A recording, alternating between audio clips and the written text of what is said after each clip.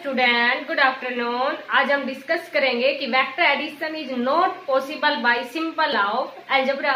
जैसा कि आपने प्रीवियस वीडियो में देखा था, triangle law of vector addition discuss किया था। उसके बाद में क्या था, parallelogram law of vector addition. तो हमारे पास वहां पर क्या था कि जब triangle law of vector addition की हम बात कर रहे थे तो टू वेक्टर थे वो किसी एंगल के ऊपर एक्ट थे। जैसे कि इस तरह से हमने डिस्कस किया था कि टू वेक्टर थे वो किसी एंगल पे एक्ट थे। तो रिजल्टेंट निकालने के लिए हमने सिंपल इस तरह से नहीं ले लिया कि r equal to a plus B, ऐसे नहीं ले लिया, बल्कि आपको ध्यान है कि हमने क्या की थी, यहाँ पर कंस्ट्रक्शन की थी। और कंस्ट्रक्शन करने के बाद में हमारे पास क्या बन गए थे कि राइट एंगल ट्रायंगल बन गई थी। और राइट एंगल ट्रायंगल में पाइथागोरस थ्योरम का यूज करते हुए रिजल्टेंट निकाला था। इस तरह से जो रिजल्टेंट है वो तो हमारे पास कब आएगा, when two vector are acting in the same direction, means उनके बीच में एंगल 0 था, तब हमारे पास रिजल्टेंट था वो किसके इक्वल आया था, a प्लस बी के इक्वल। क्योंकि रिजल्टेंट ऑफ वेक्टर में आपको बताया था, general rule for vector addition आपको बताया था। तो इस वीडियो को देखने से पहले आप प्रीवियस वीडियो भी देखना। तो यहाँ पर आपके पास क्या था रिजल्टेंट ऑफ वेक्टर में कि जनरल रूल में क्या था कि फर्स्ट वेक्टर का जो हेड है वो सेकंड वेक्टर के टेल के साथ कंसाइड करता है। इसी तरह से सेकंड वेक्टर का हेड है वो थर्ड वेक्टर के टेल के साथ कंसाइड करता है, एंड सो ऑन। जितने भी वेक्टर हैं उनको इसी प्रकार से हमें ऐड करते हैं। तो ये टॉपिक हमारे पास क्या है, ये बीच में टॉपिक था, लेकिन triangle law of vector addition और पैरेललोग्राम के बाद में आपको ये बिल्कुल इजी वे से समझ आ जाएगा। बहुत ही सिंपल सा टॉपिक है कि vector addition is not possible by simple law of algebra. Algebra math का एक पार्ट है कि ओनली वेक्टर एडिशन है वो एक सिंपल लॉ ऑफ अलजेब्रा से ही पॉसिबल नहीं है। वेक्टर एडिशन के लिए हमें कुछ कंस्ट्रक्शन भी करनी पड़ेगी। जैसे कि मान लीजिए, इसको समझने के लिए क्या हम एक एग्जाम्पल लेते हैं कि सपोज करो एक पार्टिकल है वो 4 मीटर ईस्ट की तरफ चला। लेट अस कंसीडर, इसको समझने के लिए हम ले लेते हैं, let us consider a particle traveling 4 meter due east and 3 meter due north। उसके बाद में 3 मीटर वो किधर चला, नॉर्थ की तरफ चला। तो इसका जो रिजल्टेंट है वो सिंपल यही नहीं हो जाएगा कि 4 में 3 को ऐड किया और टोटल रिजल्टेंट है वो कितना हो गया, 7 मीटर। ये रिजल्टेंट है वो इसके इक्वल नहीं आएगा। इसका रिजल्टेंट निकालने के लिए हम ये देखेंगे कि टोटल इफेक्ट देखेंगे। टोटल इफेक्ट में मीन्स आपको ये बताया था, जनरल रूल बताया था वेक्टर एडिशन के लिए। जैसे एक वेक्टर ये था, सेकंड वेक्टर ये था, तो लास्ट में जो हमारे पास रिजल्टेंट होता है वो क्या होता है कि जो फर्स्ट वेक्टर होता है उसकी टेल एंड लास्ट वेक्टर का हेड होता है। ये आपको समझा दिया था। तो जिसने भी प्रीवियस वीडियो नहीं देखी है तो पहले आप वो देख लेना। तो ये आपके पास, क्योंकि जब हमारे पास बहुत सारे वेक्टर हैं और उनको हम इस प्रकार से अरेंज करते हैं तो हमारे पास जो लास्ट रिजल्ट है वो क्या आता है कि फर्स्ट वेक्टर का तो टेल आती है और लास्ट वेक्टर का हेड आता है। उनका जो दोनों को मिलाने से वो हमारे पास क्या बनता है, रिजल्टेंट। तो यहाँ पर तो ऑलरेडी आपके पास राइट एंगल ट्रायंगल है, तो राइट एंगल ट्रायंगल में पाइथागोरस थ्योरम का यूज करेंगे। और पाइथागोरस थ्योरम का यूज करेंगे तो ओ क्यू का स्क्वायर इक्वल टू कितना हो जाएगा, ओ पी का स्क्वायर प्लस पी क्यू का स्क्वायर। तो ओ क्यू का स्क्वायर, ओ पी कितना है 4 का स्क्वायर प्लस 3 का स्क्वायर, 16 प्लस 9। तो ये वैल्यू आपके पास कितनी आ गई, 25। तो ओ क्यू है वो आपके पास कितना आ जाएगा, 5 मीटर। तो यहाँ पर रिजल्टेंट है, resultant is not equal to 7 metre. Simple law of algebra के अकॉर्डिंग तो आपके पास वैल्यू थी वो कितनी आई, 7, but resultant is not equal to 7 metre. यहाँ पर जो रिजल्टेंट है हमारे पास वो कितना हो जाएगा, 5 मीटर आएगा। तो it means vector addition is not possible by simple law of algebra. और अब आपको समझ आ गया होगा, इसीलिए हमने क्या किया था, ट्रायंगल लॉ के अंदर और पैरेललोग्राम के अंदर जब रिजल्टेंट निकाला था तो उनके अंदर हमने जो ट्रायंगल थी उसको राइट एंगल ट्रायंगल बनाया था, ताकि हम पाइथागोरस थ्योरम लगा के और रिजल्टेंट है वो निकालें। यहाँ पर अगर डायरेक्शन की बात करें तो ये जो एंगल है ये आप क्या बता रहा है, उसकी डायरेक्शन बता रहा है। और डायरेक्शन है वो हमेशा किससे निकालते हैं, हम टेंजेंट से निकालते हैं। और टेंजेंट हमारे पास क्या होता है, परपेंडिकुलर बाई बेस होता है, ये आप जानते हैं।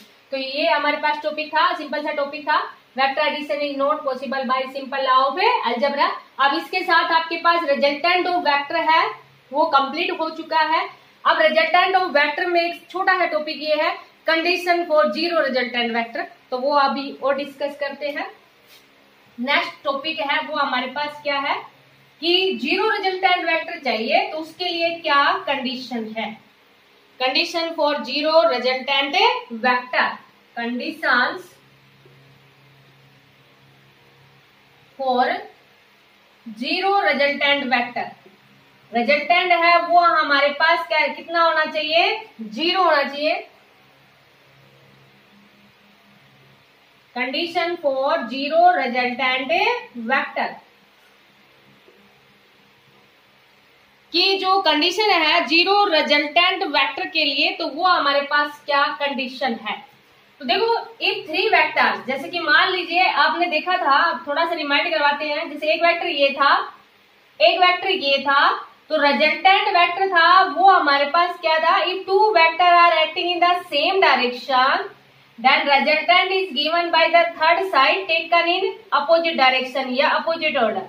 क्योंकि आपको क्या बताया था कि अगर ये तीनों ही वेक्टर, जैसे कि एक वेक्टर ऐसे ले लिया, एक वेक्टर ऐसे ले लिया और एक वेक्टर है थोड़ा सा इस तरह से ले लो, चाहे कैसे भी ले लेना, क्योंकि अब हम रिजल्टेंट तो निकाल नहीं है, ओनली कंडीशन दिखानी है। तो यहाँ पर देखो बेटा, अगर ये वेक्टर भी आपके पास इसी डायरेक्शन में है, जैसे कि सपोज करो इसको हम P मान लेते हैं, इसको O मान लेते हैं, इसको P मान लिया और इसको हमने क्या मान लिया, Q मान लिया। तो condition for zero resultant vector के लिए जो कंडीशन है वो हमारे पास क्या रहेगी कि जैसे कि इस वेक्टर को हमने A से रिप्रेजेंट कर दिया, इसको B से रिप्रेजेंट कर दिया और इसको हमने किससे रिप्रेजेंट कर दिया, C से। तो three vector are acting in the same direction, if three vectors acting in the same direction, acting in a same order कह दो, same order और same direction या same direction कह दो, then resultant है वो हमारे पास, then resultant of vector, तब resultant of vector है वो हमारे पास कितना हो जाएगा, जीरो। तो ये कंडीशन है जीरो रिजल्टेंट वेक्टर के लिए, three vector are acting in the same direction the resultant is zero. तो जैसे कि मान लीजिए अब आपके पास से ये थ्री वेक्टर में से अगर सपोज करो टू वेक्टर दे रखे हो, ट्राइंगल की हर एक की साइड दे रखी हो और फिर आपको वैल्यू निकालनी हो, तो एक साइंटिस्ट था लेमीज, उसने एंगल के रेस्पेक्ट में बताया था। और जनरल हमारे पास देखो क्या होता है कि जो भी वेक्टर होता है ना, जीरो रिजल्टेंट कंडीशन के अंदर जो वेक्टर होता है वो उसके प्रोपोर्शनल होता है, जिस जो वेक्टर, जैसे वेक्टर ए है तो ये प्रोपोर्शनल हो जाएगा ओपी के, और प्रोपोर्शनलिटी को हटाएंगे ना तो कांस्टेंट आएगा, और कांस्टेंट आएगा तो उसको हम के से रिप्रेजेंट करते हैं, तो हम ऐसे ही लिख देंगे सीधा। देखो अभी समझाते हैं आपको, A by O P, B by P Q और C by Q O. Means यहाँ पर क्या होता है कि जीरो रिजल्टेंट वेक्टर में, जैसे कि सपोज करो आपके पास से ये दोनों साइड दे रखी हो, एक वेक्टर दे रखा हो, दूसरा वेक्टर आपको निकालना हो कि जीरो रिजल्टेंट वेक्टर कंडीशन आपके पास दे दी कि रिजल्टेंट जीरो है, देन फाइंड, आपके पास टू साइड्स दे दी जाए ट्राइंगल की और एक वेक्टर पूछ लिया जाए, तो आप जैसे कि मान लीजिए बी पूछ रखा है तो इनका यूज कर लोगे, या सी पूछ रखा है, ये साइड दे रखी है तो फर्स्ट और थर्ड का यूज कर लोगे। तो यहाँ पर हमारे पास क्या होता है कि जो वेक्टर होता है वो डायरेक्टली प्रोपोर्शनल होता है उसी साइड के। तो जैसे प्रोपोर्शनलिटी को हटाते हैं तो कांस्टेंट होता है, और इसको यहाँ नीचे ले आएंगे तो ये हमारे पास क्या आया, कांस्टेंट आया। बिल्कुल सेम उसी तरह से बी है वो डायरेक्टली प्रोपोर्शनल हो गया पी क्यू के, तो बी है कांस्टेंट, प्रोपोर्शनलिटी को हटाया कांस्टेंट, इसको इसके नीचे लेके आए तो ये भी के इक्वल है, ये भी के इक्वल है, तो हमारे पास ये कंडीशन आ जाएगी ना, ए बाई ओ पी जिस भी साइड पे एक्ट कर रहा है, B by P Q and C by Q O. तो ये हमारे पास क्या है condition. Condition for zero resultant vector के लिए क्या कंडीशन हुई कि three vector are acting in the same direction या same order, then resultant is zero. और अगर मान लीजिए अब आपके पास से इनमें से कोई भी एक वेक्टर पूछ लिया जाए न्यूमेरिकल, या हम डिस्कस करेंगे आगे न्यूमेरिकल, तो इस तरह से आप कंडीशन लगाओ। ऐसे ही क्या था कि एक साइंटिस्ट था लैमीज, उसने एक थ्योरम दी, इसका भी हम यूज करेंगे न्यूमेरिकल्स में, लैमीज थ्योरम। देखो ये लैमीज थ्योरम थी, ये आपके पास क्या थी, इसने एक थ्योरम दी। क्या थ्योरम दी कि यहाँ पर भी आपके पास जीरो रिजल्टेंट वेक्टर है, उसी की कंडीशन ली, और जीरो रिजल्टेंट वेक्टर में इसने एंगल का यूज कर लिया। जैसे कि एक वेक्टर ऐसे था, एक वेक्टर ऐसे है और एक वेक्टर ऐसे, मीन्स कुछ एंगल बना रहा है। जैसे ये वेक्टर ए से रिप्रेजेंट कर दिया, ये वेक्टर बी से रिप्रेजेंट कर दिया और इस वेक्टर को सी से रिप्रेजेंट कर दिया। यहाँ पर इन दोनों वेक्टर के बीच एंगल है वो अल्फा ले लिया, यहाँ पर एंगल है वो बीटा ले लिया, और यहाँ पर जो एंगल है वो कितना ले लिया, गामा ले लिया। ये रिप्रेजेंटेशन ले रखा है अल्फा का। तो लैमीज, जो ये साइंटिस्ट था लैमीज, इसने क्या बताया कि three vector at the point are equilibrium. देखो यहाँ पर क्या होता है आपके पास, जीरो रिजल्टेंट वेक्टर, जब रिजल्टेंट जीरो आ जाता है तो उसी कंडीशन को हम क्या कह देते हैं कि ये हमारे पास किसमें है, इक्विलिब्रियम में। जब रिजल्टेंट जीरो आ जाता है तो क्या कह देते हैं कि vector are in equilibrium, zero resultant vector means in equilibrium condition. तो यहाँ देखो लैमीज ने क्या बताया, it state that if three vectors are in equilibrium, three vectors are in equilibrium means resultant is zero, then the vector, जो भी vector है, जैसे ए वेक्टर है, ये प्रोपोर्शनल होगा sine of angle between the other two vector, B है वो proportional होगा sine of angle between the other two vector. जैसे इसको समझो, इसको it state that if three vector are in equilibrium, if three vectors are in equilibrium, equilibrium means resultant is a zero, then the vector is directly proportional to D-I-R-E-C-T-L-A-Y, directly proportional to sine of angle between the other two vectors, sine of angle between the other two vectors. देखो बेटा, इसको यहां statement को समझो। इसके according लैमीज एक scientist था, उसने अगर मान लीजिए कुछ वेक्टर्स है वो इक्विलिब्रियम में है, मींस रिजल्टेंट उनका जीरो है, जैसे इन दोनों का रिजल्टेंट है वो आपके पास इसके इक्वल है, कि जैसे कि ये, इसको समझाने के लिए देखो थोड़ा और समझाते हैं कि जैसे सपोज करो ये आपके पास पॉइंट है वो हमने ओ ले लिया, इसको ए ले लिया, इसको बी ले लिया, इसको सी ले लिया। अब ये देखो टू वेक्टर आपके पास ऐसे दिए हुए थे, तो इसका रिजल्टेंट है वो हम किसी का भी यूज करके निकाल सकते हैं ना। टू वेक्टर है तो पैरेललोग्राम का भी यूज कर सकते हैं, ट्राइंगल का भी यूज कर सकते हैं। जैसे यहाँ पर पैरेललोग्राम बन रहा था तो पैरेललोग्राम का यूज कर लिया। अब यहाँ देखो आपके पास क्या है ना कि जैसे कि ये ओ बी प्लस ओ सी, इन दोनों का रिजल्टेंट है वो ये डायगोनल दे रहा है, और ये जो डायगोनल है जैसे कि इसको मान लीजिए रिप्रेजेंट कर देते हैं ए डैश से रिप्रेजेंट कर देते हैं, इधर ए है उधर किससे रिप्रेजेंट कर दिया, ए डैश से रिप्रेजेंट कर दिया, तो ये किसके इक्वल है, ओ ए डैश के इक्वल है। अब यहाँ पर हम क्या करें, देखो दोनों में ओ ए को ऐड कर दें, दोनों तरफ तो कर ही सकते हैं। अब ये आपके पास देखो ओ ए और ओ, ये ओ ए और ये ओ ए डैश, ये दोनों कैसे हैं, इक्वल एंड अपोजिट है, तो ये वैल्यू आपके पास कितनी आ गई, जीरो आ गई ना। तो इसका इसमें इट मीन्स रिजल्टेंट है वेक्टर का वो किसके इक्वल है, जीरो के इक्वल।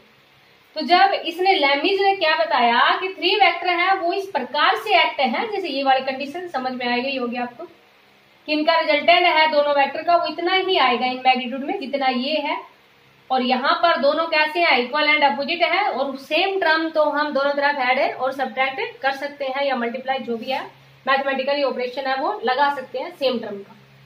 तो लैमीज ने क्या बताया कि three vector are in equilibrium, then one जो वेक्टर है वो डायरेक्टली प्रोपोर्शनल होगा sine of angle between the other two vector. जैसे कि देखो और भी समझो इसको, स्टेटमेंट आपको समझाने के लिए देखो और कैसे समझोगे कि फर्स्ट वेक्टर है ना ये ए, ये डायरेक्टली प्रोपोर्शनल है sine of angle between the other two vector, proportionality को हटाया तो कांस्टेंट ले लिया, तो यहाँ पर हमारे पास क्या आ गया, A by sine of alpha is equal to constant आ गया। ऐसे बी है वो डायरेक्टली प्रोपोर्शनल है sine of angle between the other two vector, यहाँ पर पोर्शनलिटी को हटाया तो कांस्टेंट ले लिया, तो b by sine of beta is equal to किसके इक्वल आ गया, k के इक्वल आ गया। ऐसे ही देखो c है वो डायरेक्टली प्रोपोर्शनल है sine of angle between the other two vectors. Sine of angle between the other two vector means a और b, तो वो क्या है साइन गामा, तो c is equal to k sine of A gamma, तो c by sine of gamma is equal to कितना आ गया k। यहाँ से आपको क्या दिख रहा है बेटा, देखो ये भी k के इक्वल है, ये भी k के इक्वल है, ये भी k के इक्वल है, इट मीन सारे ही तो इक्वल है। तो यहाँ से क्या लिख दोगे, a by sine of alpha is equal to b by sine of beta और is equal to c by sine of A gamma. तो यहां से देखो आपके पास क्या है, बिल्कुल वैसे ही न्यूमेरिकल्स में यूज है इसका भी, कि जैसे कि सपोज करो आपके पास ये दोनों एंगल पे दे रखे हो, एक वेक्टर दे रखा हो और एक निकालना हो, तो इस तरह से हम जब एंगल दे रखे हैं तो हम जो जीरो वेक्टर है उसकी कंडीशन है वो इस टाइप से निकालेंगे, और जब आपके पास एंगल नहीं दे रखा हो जैसे कि अभी था कि वेक्टर से वो इस प्रकार से एक्ट थे तो रिजल्टेंट है वो हम अभी जैसे हमने निकाला था वैसे निकालेंगे। तो यहाँ देखो आपके पास जो एग्जाम्पल में जो जीरो रिजल्टेंट वेक्टर है उसके कुछ एग्जाम्पल्स हैं, और वो एग्जाम्पल देखो आपके पास क्या है कि जब रिजल्टेंट जीरो होगा तो there is no linear motion. No linear motion means कि अगर जब रिजल्टेंट ही जीरो आ गया इट मीन्स ऑब्जेक्ट है जितना चला मीन्स जितना चला था उतना ही वापिस आ गया, तो resultant there is no linear motion of an object, there is no rotational motion of an object. और जब रोटेशनल मोशन की बात करते हैं तो हम ये कहते हैं कि torque acting on the particle is zero, और टॉर्क के बारे में बेटा अभी हम आपके पास यूनिट आएगी फिफ्थ रोटेशनल मोशन, वहां पर हम डिस्कस करेंगे। तो ये था हमारे पास topic condition for zero resultant vector, कि जीरो रिजल्टेंट वेक्टर है उसकी कंडीशन है वो किस प्रकार से होगी। और इससे फर्स्ट टॉपिक क्या था, vector addition is not possible by simple law of algebra. इनको आप अच्छे से समझना। Thank you.